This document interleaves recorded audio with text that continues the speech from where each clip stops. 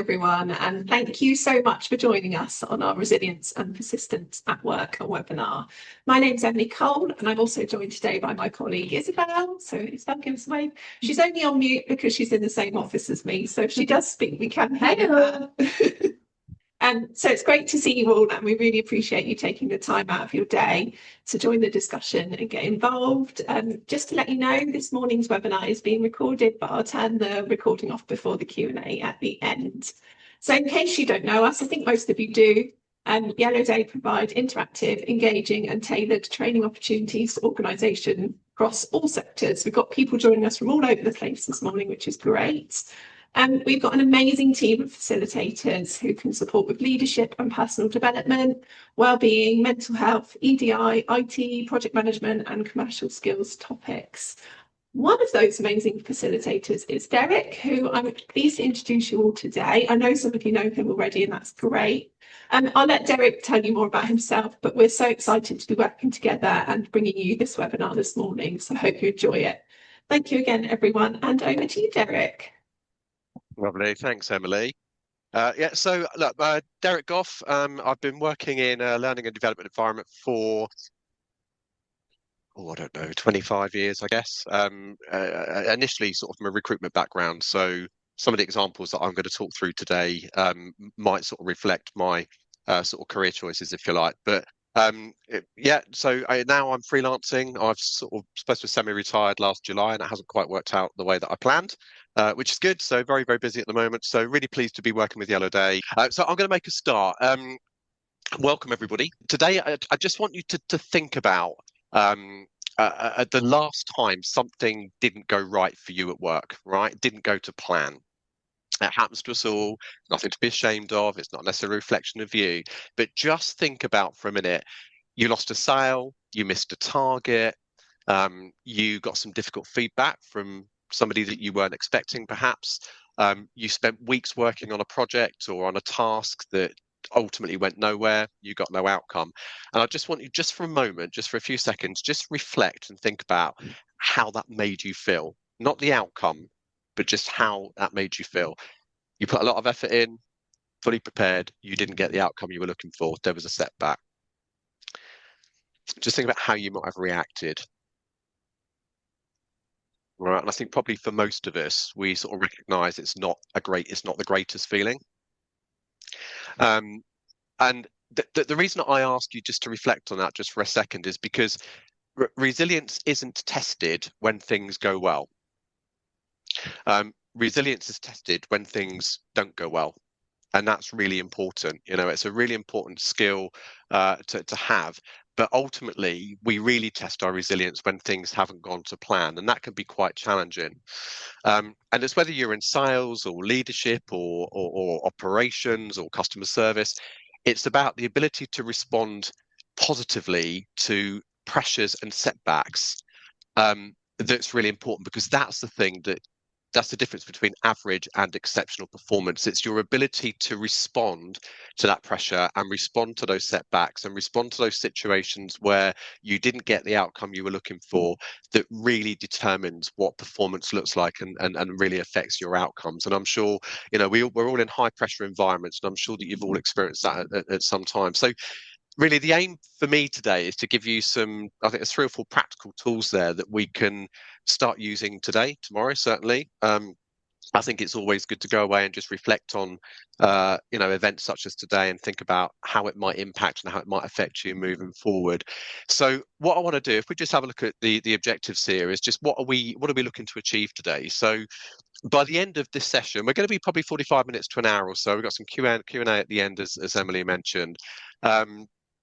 It's the 3 things that I really want to leave you with, and I think the first is a clearer understanding of the difference between resilience and persistence, because people tend to use those terms interchangeably, but they're actually very different skills, and they're skills that you can learn and you can practice. Secondly, a better or greater awareness of what causes performance to fluctuate when you're under pressure. I tend to work quite well I tend to work my best when I'm at the end of a deadline.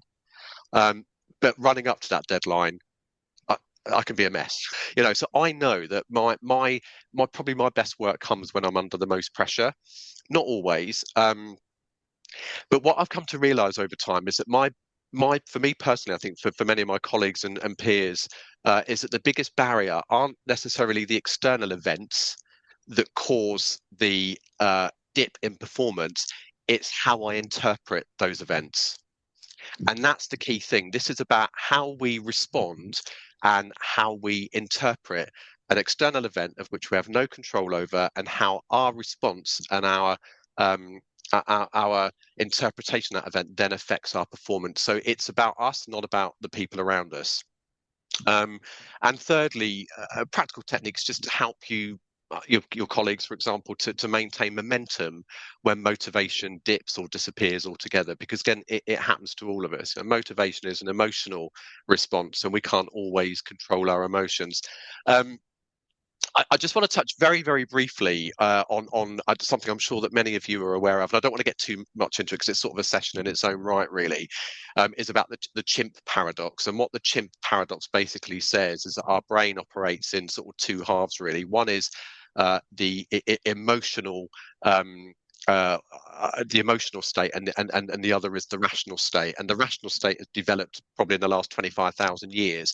The emotional state has been there since we were, on all fours, basically. So it's about how we identify and acknowledge our own emotional intelligence, and how our emotional state does not enable us to make the best decisions. In fact, often it enables us to make our worst decisions because we are not thinking rationally.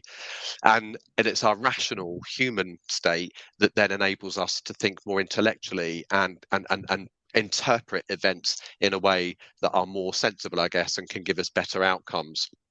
Um, so if you're not aware of that, there's you can get it for 99p or something off of Amazon. Have a look. The Chimp Paradox. It's a great book. It really enabled me to get some understanding from me personally about when I'm moving into an emotional state and how I am able to recognize it and stop it from happening and think more rationally. Because I know that when I'm emotional, I'm terrible. I'm not. I don't come up with my best work by any means.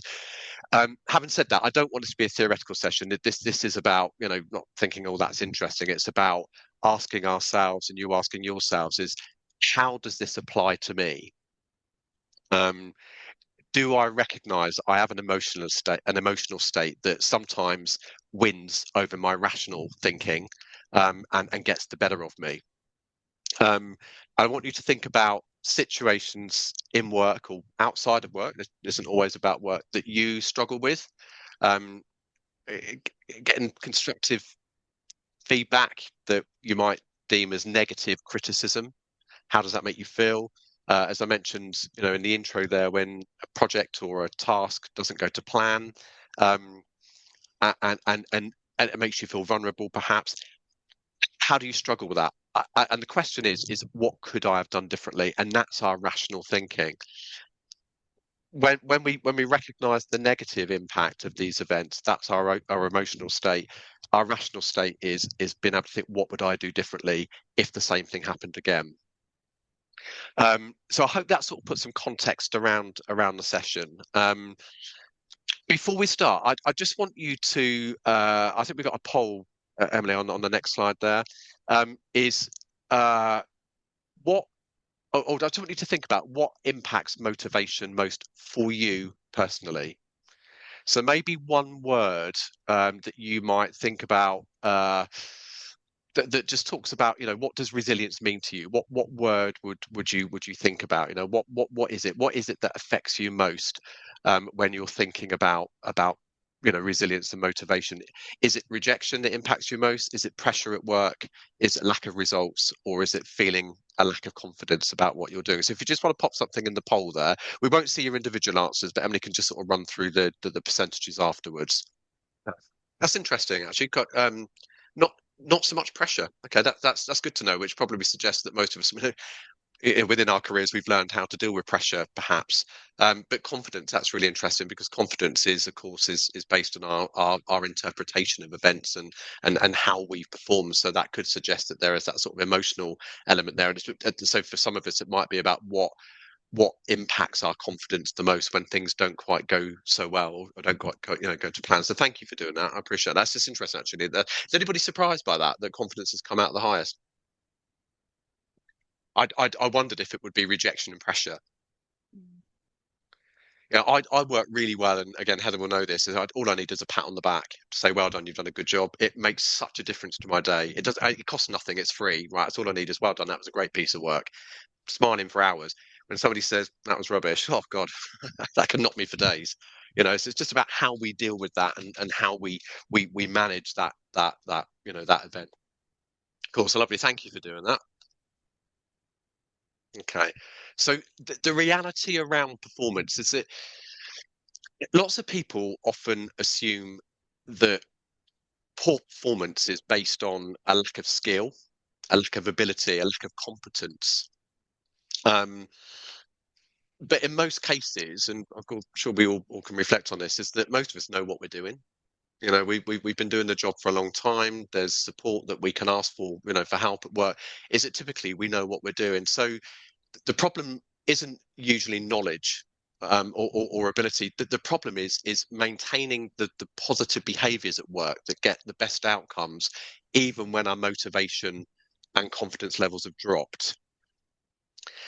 And this is the challenge I think that most people have, and certainly in my own experience, we're working with typically in the recruitment industry, for which is a high pressured sales environment. People crack very easily, and their motivation drops very easily, and that enormously impacts their performance and their outcomes. But it's not because they forgot stuff or they don't know how to do it. It's just because things didn't go right, and because they didn't go right, their motivation levels dropped. And when motivations level drop, we know that really impacts the ability to remain persistent and resilient. Um, so I just want to think, did anybody just put a hand up? Did anybody think about, I think you do that digitally as well, think about, did anybody have a New Year's resolution? So we're 6 months into the year. If anybody you did, if anybody wants to share it, please do come off a mute and shout it out. If you don't, that's absolutely fine. It was about getting fit. Yeah, that was mine. I was going to lose 2 stone by June. Yeah, and happens. Anybody else? Did anybody want to quit something or start something? Or I think what I'm really interested in is, did anybody get there? Is anybody 6 months into their New Year's resolution and feel that they've achieved what they wanted to do?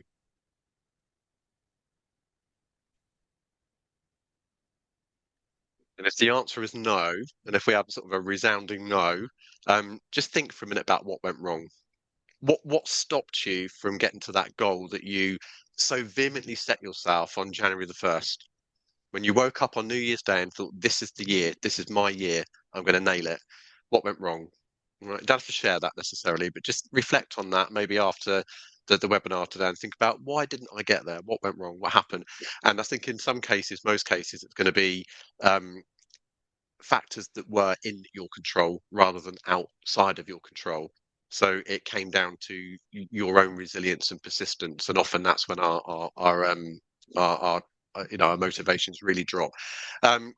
Let's talk about the example there about getting fitter. How do we do it? Right? We exercise more, we eat better, we sleep more, we drink more water, we drink less alcohol, we stop smoking, we stop vaping. We develop a more positive attitude, mindset towards ourselves and towards life. Um, that's not the challenge. We know what we need to do to get fitter. We know what we need to do to read more books or to take a course or an evening class. We know what we need to do. It's not the knowledge that's the problem. It's the challenge is continuing with it once that enthusiasm and motivation fades. Does that sort of resonate with people? We all do it, right? We all great intentions to start with, and then all of a sudden it stops, and we just walk away. We give up. And exactly the same thing applies at work. It's an emotional state that we carry with us. So again, I'm going to sort of use recruitment as a back for this, and forgive me for that, but simply because it's my comfort area. It's where I've worked for the last sort of 30 years or so, and I've seen so many amazing recruiters, drop off the cliff because of events that they really have no control over. It wasn't what happened; it's how they responded to it. So the question really is, what important activity do you know that you should do more often sorry, a regular activity that you should do more often, but you regularly avoid. So, if we're talking about exercise, it might be going to the gym. going for a walk, getting up in the morning, packing your stuff up and going to the swimming pool, whatever it might be. And why is it that we start to avoid those activities sometimes quite early on, because our motivation drops off? So the reality is that people typically don't fail due to skill, they just stop due to pressure. Interesting that pressure scored a 0 on our poll, but there's something there that has caused us to sort of to drop off, if you like, on the performance curve. So okay, so we look at the performance curve. So what do we mean by that? So you've got a new task. You're quite excited about it, right? It awaits. It's been coming for a while. You've been thinking about it, planning for it, and typically it's an exciting new opportunity to show yourself and others what you're made of. And we start strong, and we have all the good intentions in the world. And then what happens? Our energy is high. We feel motivated, and we genuinely believe that success is just around the corner. We're going to be judged on it. We're going to be rewarded for it, and we're going to feel great. And then something happens, and that something might be a simple somebody says no. That's it. No more complex than that. The project fails due to, I don't know, funding perhaps. Your proposal that you've worked on for a long time gets rejected, and maybe your promotion or your opportunity just doesn't materialize. And I'm sure we've all been there.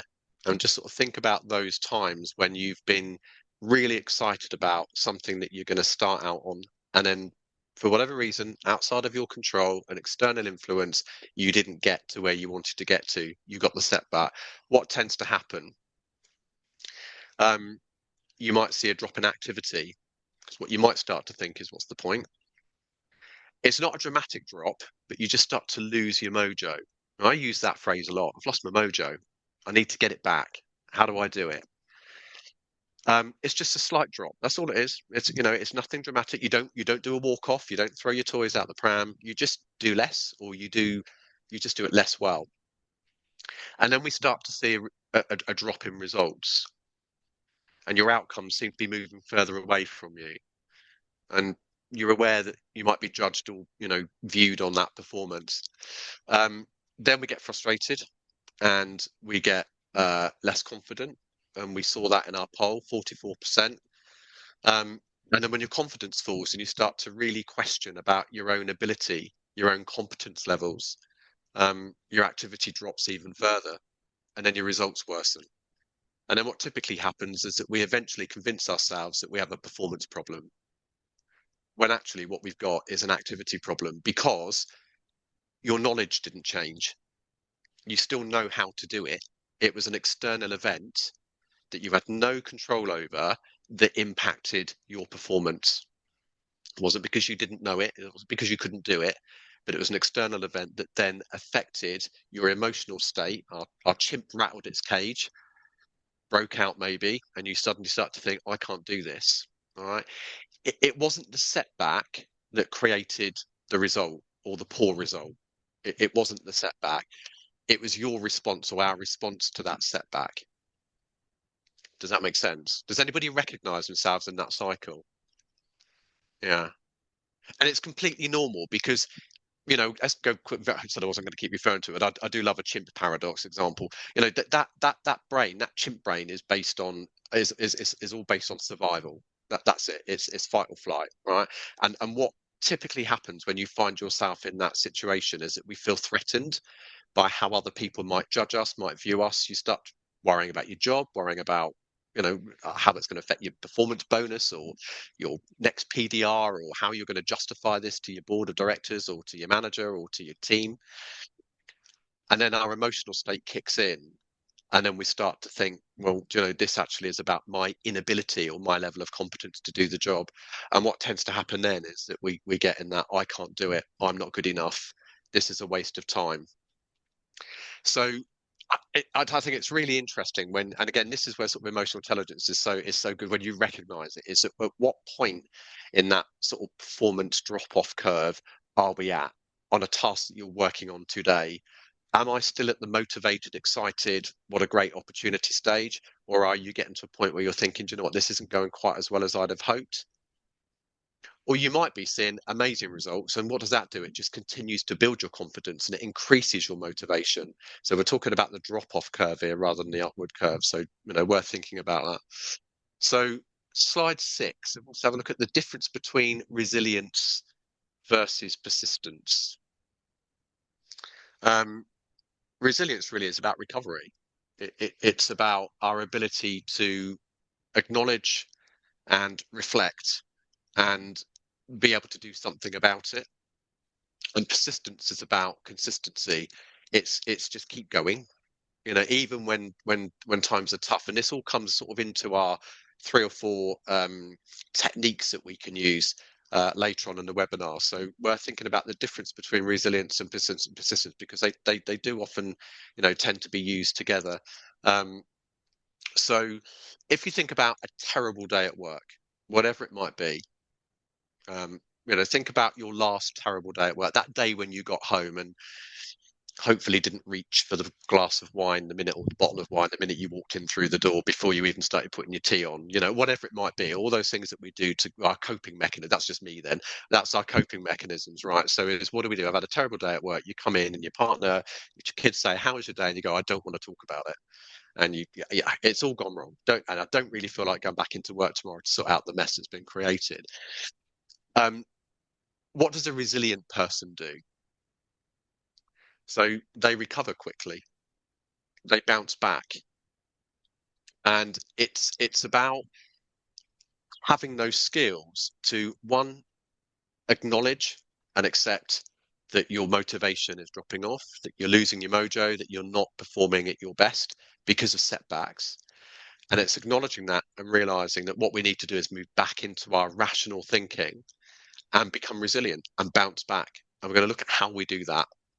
Persistence is different. Persistence is about continuing those activities, the right activities, performing those activities over a long period of time.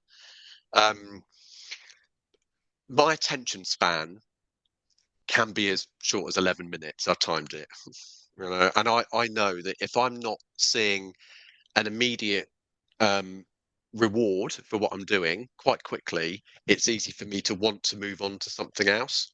And I've had to learn to be persistent and to continue activities that I don't particularly want to do or enjoy doing, because I don't think I'm so good at them, perhaps, over a long period of time. So I think I'm quite resilient. I'm not necessarily persistent. So you may have one without the other, because they're not interchangeable. They don't necessarily fit together.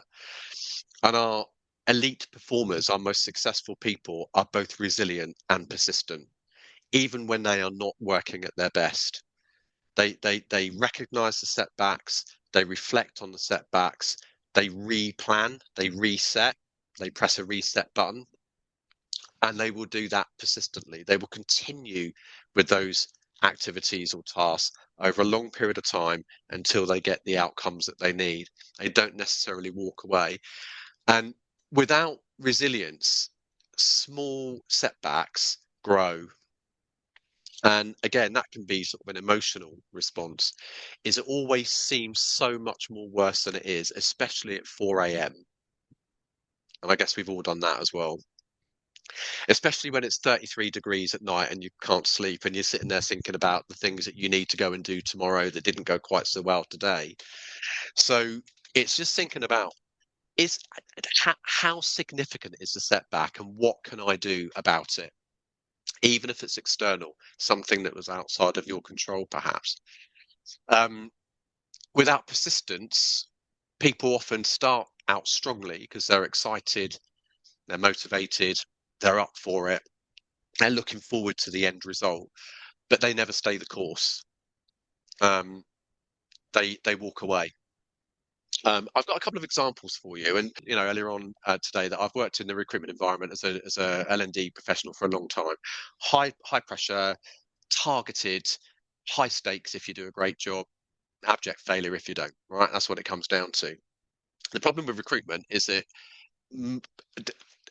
a lot of it's out of your control. You have a client and you have a candidate who are both emotional. They're chimps. They don't behave, they don't respond in the way that you want them to respond. You can't control outcomes necessarily. Candidates reject offers. accept counter offers, clients pull the plug without any warning, without any rational thinking behind it. Might be budget, lots of reasons why it happens, and that recruiter is sat there to pick up the pieces. And I see two recruiters. Okay, so I've just got some notes. I just need to refer to my notes. So I've got two recruiters. So they've had a bad Monday, right? Whatever a bad Monday looks like, it didn't go so well. The first recruiter spends the rest of the week fretting about that situation. They're angry. They're upset. They blame the candidate. They blame the client. Their targets are now further away than they hoped. They're going to miss that magic number where they're going to get £1,000 in commission because of somebody else's irresponsible behaviours. They start to take shortcuts. They get aggressive towards themselves and towards their peers, the people around them, and effectively they give up. And they get to the end of the week, get to Wednesday, Thursday, and think, do you know what? I'll start again next week, and we've lost a whole week. Recruiter B will sit there and think, okay, let's just review and reflect what happened. I could not control the fact that that candidate accepted that counter offer. I did everything I could to coach them around the likelihood of that. What could I do differently? And you might find something. You might say, do you know what? Maybe I didn't do enough. Maybe I didn't do all my checks and balances, but I'm going to learn from that. I'm going to be more resilient as a result. I'm going to be a better recruiter as a result, and I'm going to move forward. And that's ended. It's finished. I can't do anything about it. And I'm just going to continue. I'm not going to let that event damage the rest of the week. The difference between a bad day and a bad week is about resilience and persistence. That's it. Anybody gets to a bad week, you get to the end, unless there are some terrible circumstances that have evolved over the week that you really couldn't do anything about. I get it. But in most cases, you know, we can let a bad day impact us the next day, the next day, the next day, if we don't make an intervention. And what we need to be doing, and from this webinar, is learning some of those techniques where we can make that necessary intervention. I just want to, Heather, if you don't mind, if you'd rather not, then I know Heather will be happy to do it. 100 years ago, no, 5 years ago, whatever it was, Heather gave me the opportunity to do my CIPD level 5. Right? I've always wanted. I've worked in HR for a long time, never got qualified. Always wanted to do it, and Heather said, right, here's the opportunity, but you need to do it through the apprenticeship route because we had some great funding through the levy, and it was brilliant. Loved it. 3-year course, and I went into it so motivated, so excited, so thankful and grateful for the opportunity. And I did my first assignment, and I did loads of research, and I worked really hard. And my assignment result come back, and I got a referral. That was all. I got a referral. I didn't pass. I got a referral. Heather, if you want to come off me, can you remember how I reacted? What I did? It was a I'm huge slightly embarrassed reaction. by this. Yeah, a huge reaction. Almost tears and tantrums. He couldn't understand why he'd got a referral. Derek actually wasn't even reading the referral notes correctly. He'd built this into such a big thing in his head. A huge reaction. And it was a question of reading through what they said. It was really clear. There were just a couple of really minor details that he needed to amend or think about differently. So I explained it. He's still being reactive. So I gave him the option, because I know how Derek's brain works. I said, okay, quit. Stop your CIPD. Stop your CIPD. Just stop. And you could see that reaction was, well, that's not what I actually want. I don't want to stop. But it was then how he then controlled himself and thought about then that recovery, that resilience, and then how he then performed consistently for the rest of the CIPD course. It was horrible because I in my head, it wasn't even a pride thing. It wasn't about, oh, what do you mean, how dare you give me a referral? I absolutely believed that I couldn't do it. I was like, I can't do it. This is too big. It's too much. And Heather, as she explained, just said to me, quit then. Just quit.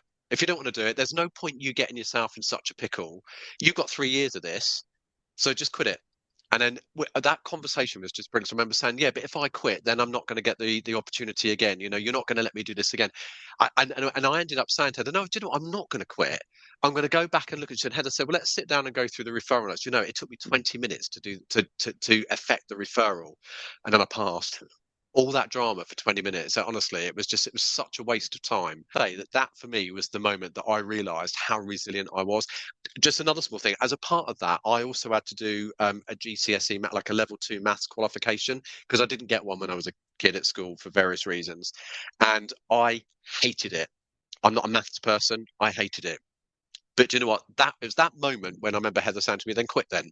And I said, "No, do you know, I'm not going to quit. I'm going to continue this." I struggled with that maths, but I passed. I got it. I scraped a pass, but with my CIPD, a distinction on my final assessment and a merit on all the work. So I did a good job, and it was great. And I'm always really grateful for that. You know, if Heather has said to me, "Right, let's sit down and I'll do it for you, or I'll do it with you," just quit then. If you don't want to do it, don't do it. There's, you know, and it was a really, really good lesson for me. And I often sort of reflect back on that and think, even now, when things don't quite go the way that I want them to go due to setbacks, what can I do to affect it? But a good lesson. I'm glad it happened. Really glad it happened, because it set the scene for the rest of the 3 years. So, you know, think about moments like that that's happened to you over your career, about when you've had these setbacks and you know, I maybe didn't quite have the meltdown that I had, but not far off in some cases, perhaps. Why is it important?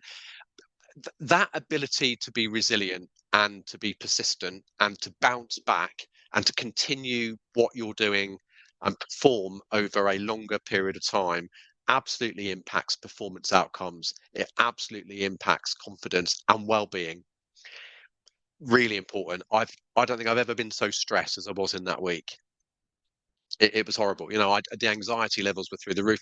Not only was it affecting my qualification, but it was affecting my work. I couldn't think of anything else. It was impacting everything else, and that can't happen. You know, so you know, a good example, I think, for me, about how I've recognised those situations and have been able to do something about it. So, um, the event didn't determine the outcome. It's the story that I told myself that evented the outcome. That's what it was all about.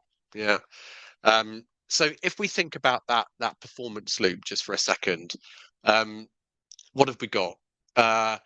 Probably one of the most important slides in the whole session, actually. The event, as I mentioned, doesn't necessarily determine the outcome. It's our interpretation of the outcome that then determines our response to that interpretation, and it's that affects the outcome. It's not the event itself. It's the story that I told myself and the story that we tell ourselves about why it happened. So an example, right? The event is a proposal. The client rejects the proposal. Your interpretation is it wasn't good enough, which means I'm not good enough. And our response is there's no point, there's no value. I can't recover this, I can't rescue this. And the outcome is that we don't win the tender, we don't win the business, we don't win the opportunity. Now, that might then affect future events, because I go into the next event feeling exactly the same way.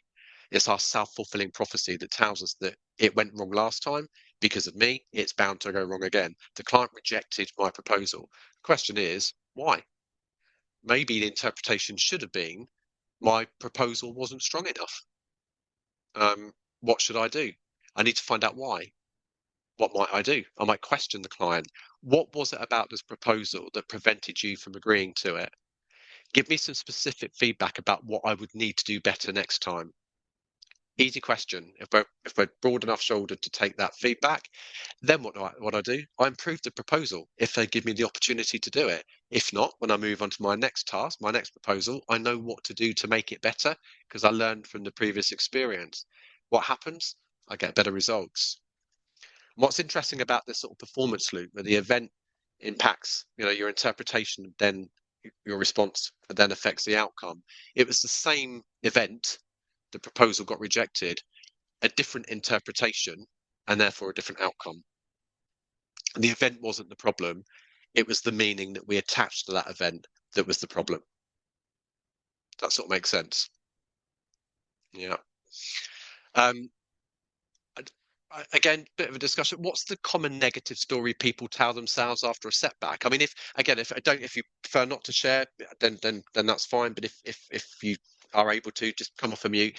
When you get that sort of negative outcome, what story does it tell you about yourself? Yeah, I agree. I think, you know, when you, and there was some other comments, and thank you for that, everybody, you know, saying that, you know, it's a lack of confidence. I'm not good enough. You know, I failed. It's my fault. I've been thinking about this the last couple of days. It's not my fault. I can't do it. There's no point. I'm wasting my time. I'm not good enough. People will judge me. I lack the skill. I'm not competent. I wish I'd never started this. I can't think of anything positive in any of those. There's not one outcome out of that that's going to make me feel any better. Without a doubt. And I remember when we were first given the project to build this LMS, we didn't have a learning management system where we worked at the time, and we were so excited about it because it was ours, and it was going to be our legacy to some degree. And we spent hours and hours and hours, months on it, and a lot of money. And it was brilliant. We loved it. When we saw the final outcome, we were so excited. We delivered it, and there was some excitement around the room. But because the company wasn't ready, it was at the top end. They weren't ready for something like that, and it failed horribly. And within a year, we shut it down. I don't think it ever got used. And I remember then thinking, do you know what? What's the point? But I came to realise it wasn't my capability. It was external events that impacted the outcome. But I again sort of took it a bit personally, thinking, well, what could I have done better? There was probably not a lot I could have done. So I just want to think, I think most of us, just seeing from some of the comments there and some of the nods, is that that we all acknowledge that there have been times when there have been events at work that didn't work out, or outcomes at work that didn't go the way you wanted them to, that wasn't down to you. It was down to external events that you had no control over.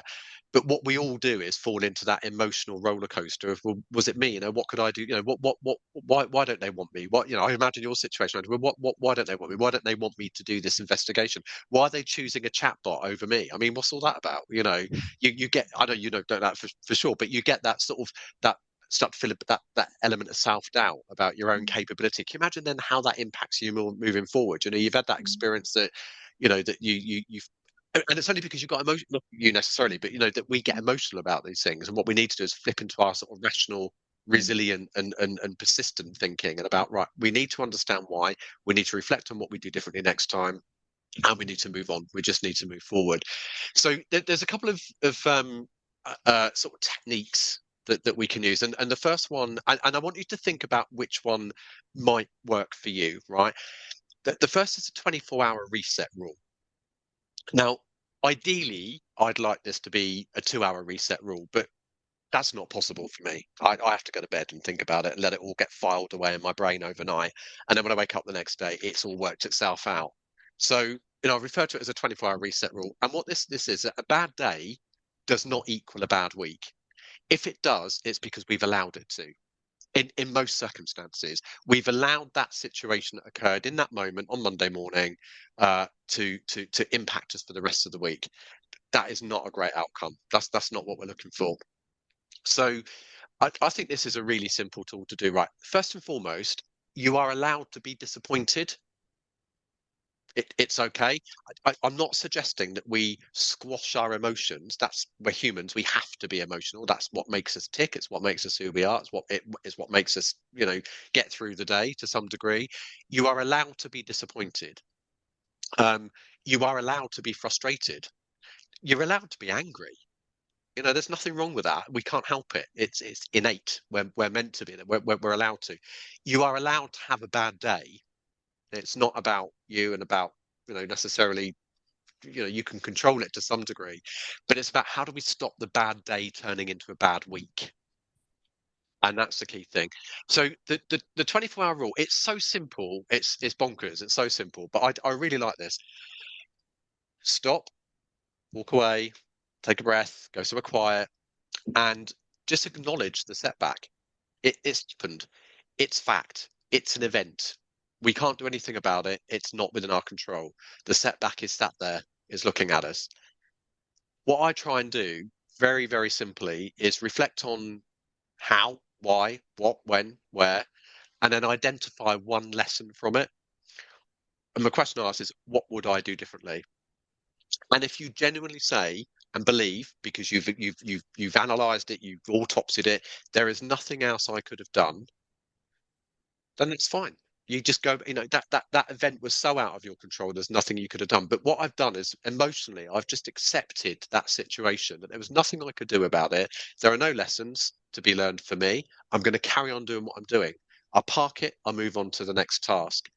But I might identify a lesson and think, do you know what? Maybe I didn't do enough of that. Maybe my checks and balances weren't quite as good as they could have been. Maybe I needed to rethink that strategy. Maybe I needed to communicate in a more effective way. So I'm going to learn from that and I'm going to restart. There's my reset. And what I'm not going to do is carry my emotional baggage into tomorrow, because there's no value. It's an emotional rather than rational human state. I'm not ignoring the problem. Yeah. And I'm just not going to relive it repeatedly. There's no point. I'm not going to get up the next morning and start over in the same way that I left yesterday. There's no point. I read something. There's a guy called Martin Seligman that wrote something that says high performers tend to explain setbacks as temporary rather than permanent, and I quite like that. Every setback is just a glitch. It's a temporary situation. It's not permanent. We can change it. So again, just think for a minute. Are there any setbacks that you are still carrying that you probably should let go of? And you'd have to answer, but just think for a minute. Is there anything that's going on with you right now? It might not be work related, but anything that's going on right now, a setback that you're still shouldering, you're still carrying that burden. It's heavy, it's a weight, it's looming over you that you just need to let go of. Because the minute you let go, you can just move forward. You can move on. And it's about reflection, and it's about review, and it's about acknowledging the setback. It's about thinking about what lessons you've learned, and it's about thinking of how you would do it differently next time. It's a restart. It's my reset. I have lots of resets. Resets are good. So for some of you, that might be something you could do right now. This afternoon, I've got this situation. I can't do anything about it. I've thought about it. I can't. It's gone. I just let it go. Let it go. Don't carry it anymore. The next one. So we have a. I love that. So we've got an elephant, right? So this is micro goals, right? In order to get momentum. One of the biggest causes of frustration I often find is with people that I do coaching with, is that they focus on outcomes that they can't fully control. They're just too big. You can't control whether a customer buys your product or your service. You can't control whether your client allows you to carry out the investigation or they go somewhere else. You can't control whether a candidate accepts your offer or they accept a counter offer elsewhere. You can't do anything about that. But what you can control is the way that you manage it, and it's about setting micro goals. And the reason we've got the elephant there, Emily and I talked about this at the weekend, is there's a saying that you can't eat an elephant, but you can take small bites. um, I mean, not suggesting anybody should eat elephants, of course, but that's the thing. That's too big. If somebody put that in front of you and said, "There you go," it's not going to happen. But you take little nibbles every now and again, and eventually the elephant's gone. It's just thinking about how. No elephants were hurt in this, by the way. So, can we just think about when your motivation is low, shrink the target. I sort of call it like blocking, so blocks of stuff. Chunking is another word I see. Is that you get a bigger outcome or a bigger objective, and you chunk it down into much smaller bite-sized pieces. And then what I don't do is think about the bigger picture necessarily. It's my mind's eye. I can see it, but I don't focus on it. All I think about is, instead of I need to win a new client, I think I need 5 good quality conversations today. And that's a very, very different outcome. I'm going to have 5 really good quality conversations today. I'm not thinking about winning the client. If I have 5 really good quality conversations today, the odds are I'll win a client. So I've just taken the objective and I've just chunked it down into much smaller bite-sized pieces. It takes some of the pressure off. So it's about, how can you create your own small wins in order to create momentum and therefore gain confidence? Because when your confidence is gained, your performance improves. We all acknowledge that. We see that. So, a practical example is, it's a difficult. I've got a difficult day. I'm going to say to myself today, what's the small thing that I can achieve today that will lend itself towards the ultimate goal? I'm not going to try and get to the outcome because I can't. It's too big. But I'm going to complete a number of activities. Might just be one, in order to get me to that end goal. I often then finish the day thinking, do you know what I achieved today? That was a great day. So again, that can work for people, is just chunk it down, micro goals rather than the big picture.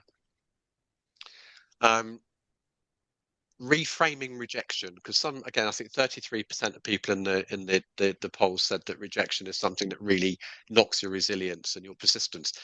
No does not mean no. No means I've got data and information that will enable me to learn and be better and to outperform. That's all no means. Objections are not a reason to end a conversation. They're a reason to explore a conversation further, to identify why those objections exist. So when we get a no, we often see that as a rejection and as a judgment. And we often see top performers see rejection as information they can do something with. When we look at our LMS that I referred to earlier on, the timing was wrong. The value wasn't clear. The need probably wasn't there, and the trust was probably missing. There was nothing we could do about that, because that was top level decision makers who'd already made up there's nothing we could do about that. Instead of asking, why did this happen to me? The question should have been, what did this teach me? And I learned from that experience that there was nothing more we could have done. We did a bloody good job. It just wasn't the right job at the right time. And that enabled me to move forward. And it was that small mindset shift that changed everything. It wasn't the disaster, the rejection that I thought it was. Actually, it was almost somebody else's problem. So, think about a recent rejection, and maybe after this session is just think about what useful information does that rejection contain that you probably initially ignored. If you got a no, let's find out why. Let's ask. What we often do with a no is walk away feeling rejected and feeling less confident, less motivated. We don't explore the reason why. And then we've got our consistency formula. So again, this is just small daily actions beat short levels of intense activity. There's no point. Motivation is unreliable, right? We know that. Motivation is a difficult one to manage, but habits are very reliable. Once we form habits and they become our norm, we just do them. We perform them. We do them without thinking. And in my experience, most successful people are not consistently motivated, but they are consistently disciplined. And if you think about a professional athlete, they probably don't wake up every morning feeling they want to go to the gym or run around a track or swim 100 meters or whatever it is that they need to do. They train because it's part of what they do. And the performance becomes a habit rather than a decision. They don't decide to do it. It's just what they do. It's their norm. And the same principle applies for us in business. It's just those small actions, when they're repeated consistently and persistently, outperform those occasional bursts of effort every single time. So think about when you're trying to manage tasks, it's just developing those small daily habits that lead you to the outcome. We take our elephant, we chunk it down, we do the small bits, and we do that consistently and persistently over time. That builds our resilience, it builds our confidence, it builds our performance. And I often think, what behavior, if I repeated it every day for the next year, would have the biggest impact on my success? And I ask that question more and more nowadays, is what behavior, if I repeat it every day, will have the biggest impact on my longer term success, rather than just looking at activities that I do as a quick burst, or as a burst of activity that doesn't necessarily give me the outcomes I'm looking for. I think this for most people actually is a behavior change exercise, right? Why? Because we have knowledge, we know what to do, we understand that there are setbacks, because that's normal, right? It's about how we respond to those setbacks that determines the outcome. So knowledge alone changes nothing. It's the behavior, our behavior, that changes the result. So if we're going to look at this practically, I don't want you to think, as a result of this, I'm going to work harder, I'm going to stay positive, and I'm going to be more resilient, because that's not smart, right? We can't just work harder, be more positive, and be more resilient. What we need to think about is, what will I do differently? Something specific. For example, I will use the 24-hour reset rule after today. Every time I get a feedback, I'm going to reflect, I'm going to think, what would I do differently? There's my reset. I might track daily activities rather than much bigger outcomes. I'm going to look at the smaller elements of this task rather than the big outcome that frightens me because it's too big. And do you know what? Every time I get an objection or a rejection, I'm going to ask follow-up questions.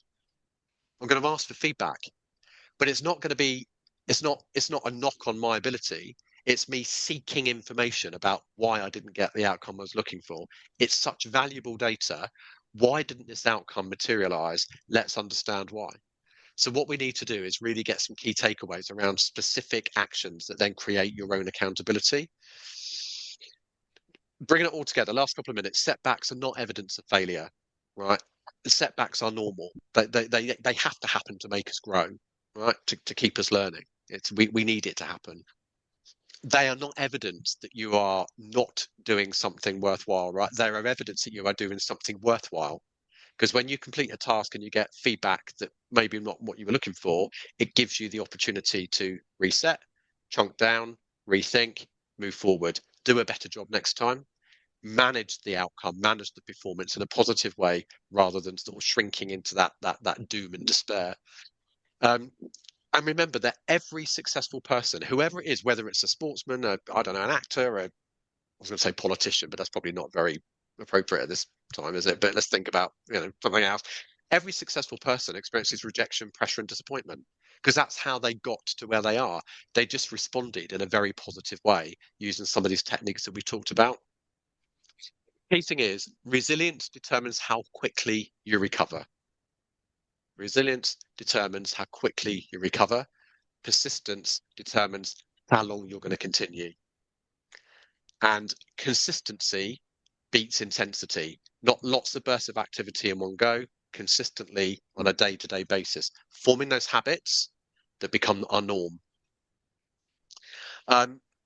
Performance is often won or lost in the days immediately following a setback, and when you reflect back on that, and I've seen it many times with recruiters, is that their performance is either won or lost within 24 hours of receiving a setback, and it's those people that respond more positively to the setback that get the best outcomes. So one final thought, success isn't built on your best days, it's often built on your worst days. So embrace them. Take them. They're going to happen. You can't do anything about it anyway. It's just how you respond to them. So if I get a bad day, it's a good day. A good day because I've learned from it. I've got data. I've got information. The people who consistently achieve results aren't necessarily the most talented people. It's the people that recover faster and learn quicker and keep moving forward. They're often the most successful people. And just the last question really is, what's one thing will you do differently as a result? Resilience isn't something that we all naturally have. It's something that we have to practice. We have to learn. And that sort of sums it up, I think, for me. It's just it's easy. Let's separate resilience and persistence and think about how you're going to respond to them. Trying not to encourage your annoying chimp to rattle its cage too loud. Move into more rational thinking. What would I do differently? How can I resolve this? And you'll often find then that your performance won't suffer as a response. Often your performance will improve as a result, which is ideally the outcome we're looking for. Thank you. Thank you, Derek. Me done, really. Yeah, you're welcome. I feel really motivated this morning, and thank you so much, Derek, for the opportunity to reflect, and also to everybody for sharing their experiences as well. I think it's really valuable when we have a group of professionals from all different backgrounds, all different sectors, to all have the opportunity to listen to each other and to hear, the struggles that maybe we have in one area, other people are experiencing it too, and hopefully some positive actions to take away to reframe your thinking and move forward. So thank you so much, Derek. Just very quickly, just sound about, at the end of, you're absolutely right. We all share the same experiences. That's our reality, isn't it? Is that we're all impacted by external events, and they're common for most of us, and I think this is really important, is that that you're not on your own. When you've experienced these setbacks, it's just about your response, and sometimes maybe ask somebody else how they would have responded.